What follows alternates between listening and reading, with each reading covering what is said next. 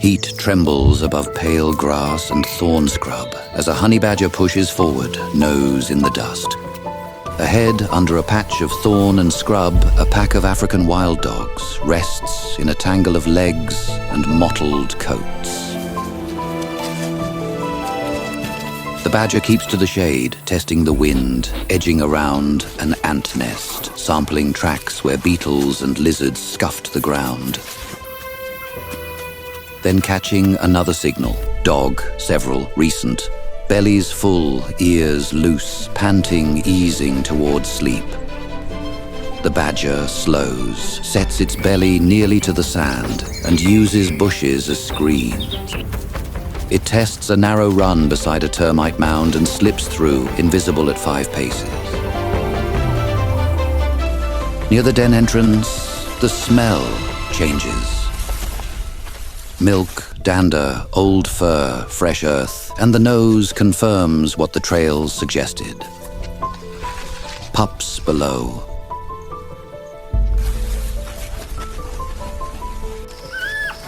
A moment later, it backs out, jaws full of struggling puppy, eyes hard, turning to the path it mapped on the way in. The pup cries high and urgent. The sound lifts ears across the shade, and the quiet place becomes a storm of yips and running feet.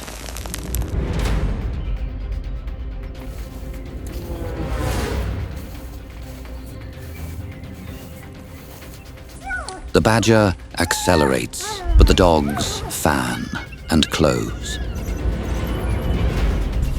It drops the pup safely to the ground and wheels to face the ring because there is no outrunning a relay of endurance.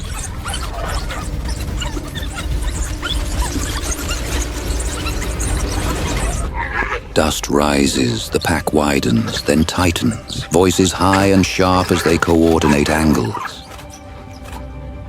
The badger drops its head, lifts its hackles, and braces with claws that bite the ground.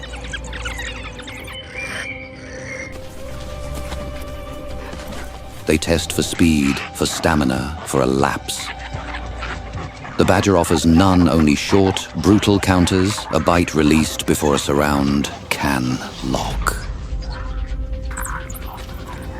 On the edge of the scrum, a dog manages to rake the shoulder.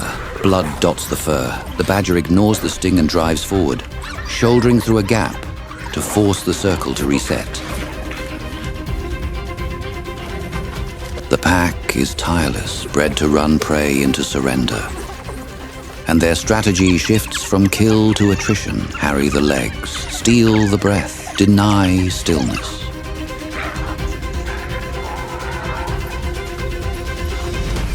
The badger's defense is built from geology: thick, rubbery skin, dense neck muscles, a skull like a wedge, teeth slide, bites fail to anchor, and when they do hold, the twist breaks the angle.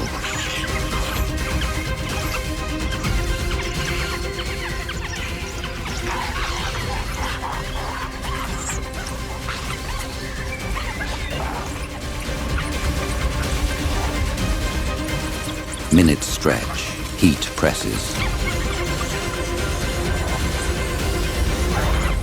The circle breathes in and out, attack and recoil, while the badger grinds every second into survival.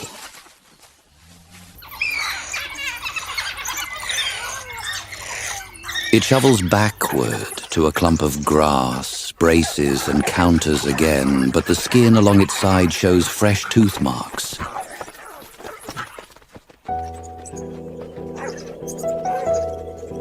Strength remains, time thins, even iron fatigues. The wisdom is ancient.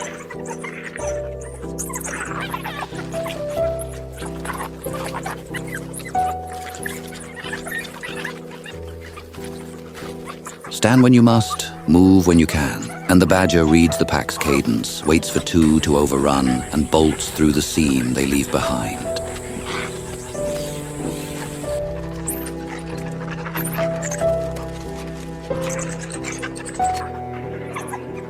Escape begins as a burst and becomes a plan. The honey badger runs low along a crease in the ground. The wild dogs flood after, not piling on, but shaping direction, snapping at flanks to steer it away from the den and the pups. The pack does not need victory, only distance.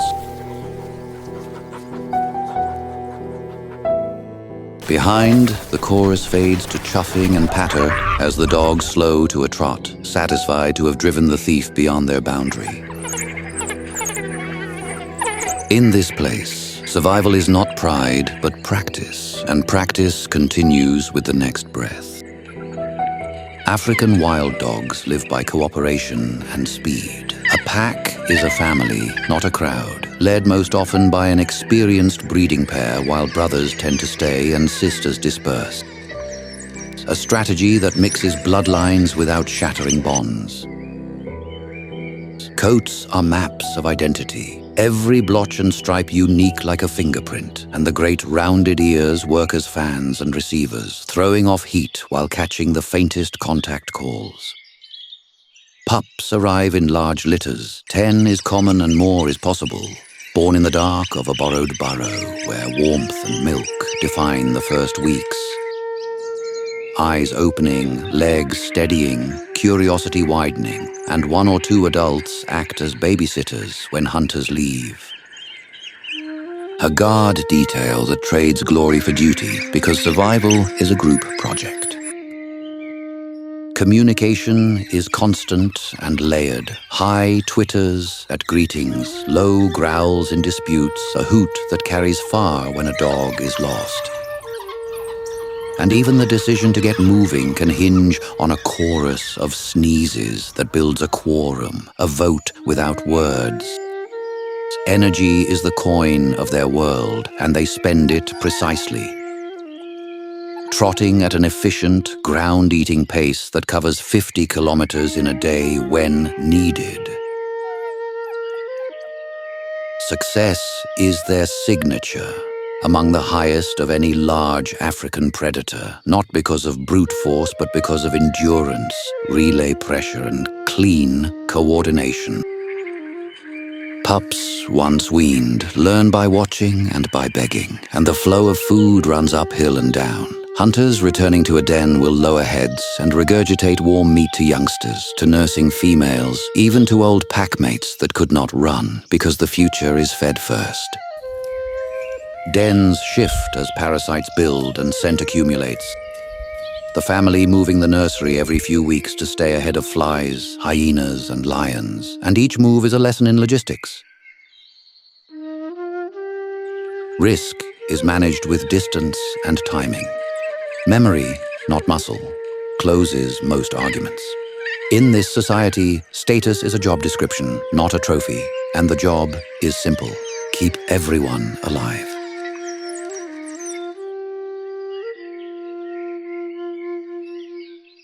Now the adults rise and stretch, noses testing the breeze as they leave the den's safety with the youngsters hidden in the cool earth and guarded by a patient aunt.